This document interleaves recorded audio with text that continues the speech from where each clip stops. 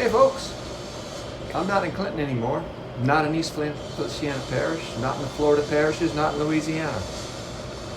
I'm in the Upper East Side of Manhattan on 92nd Street. My son lives here, and I've been visiting him for the last few days. And yeah, I'll show you a little bit about Manhattan, what's captured my interest. And this shot right here gives you some idea of what first captured my interest the first time I came to Manhattan to visit my son. It's on those roofs across the way. Let's zoom in. There's 15,000 of those wooden water towers in Manhattan, well, New York City.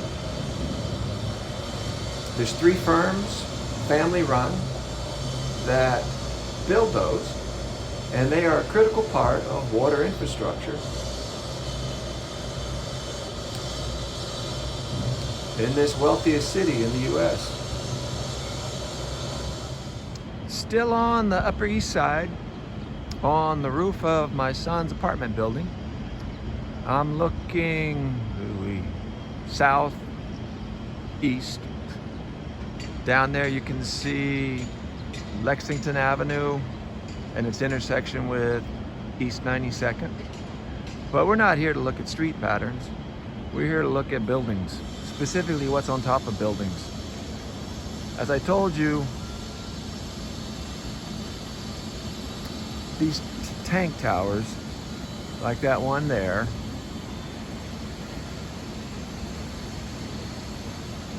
like the one directly in front of us,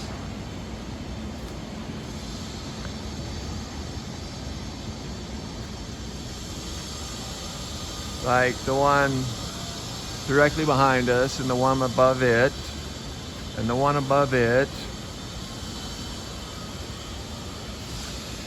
and that one. They have, I don't know, when I first got here I just thought, what the heck is going on? We're in this modern city and most of the buildings have cisterns on them that look like we're out in the country. Out at Petticoat Junction, if anybody's old enough to remember that old television series. Well, I did learn about them just because I do find them interesting. They're still being built, which maybe those 2 over there give you the best example.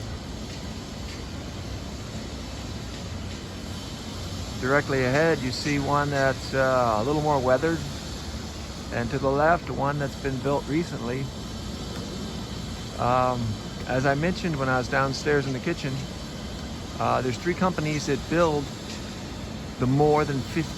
and maintain the more than 15,000 wooden water towers in New York City. And that one to the left looks like a relatively new one. They last about 30 years. They are made with untreated lumber.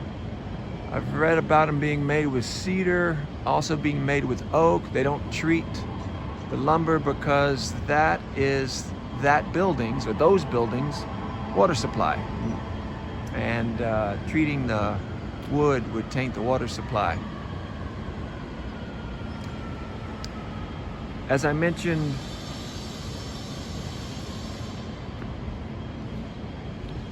most of these water towers are found on buildings that are higher than 6 stories high.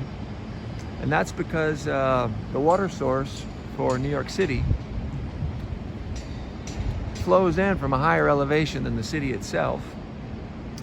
And just the gravity of that water falling down into New York City provides enough pressure to be used up to the first 6 stories.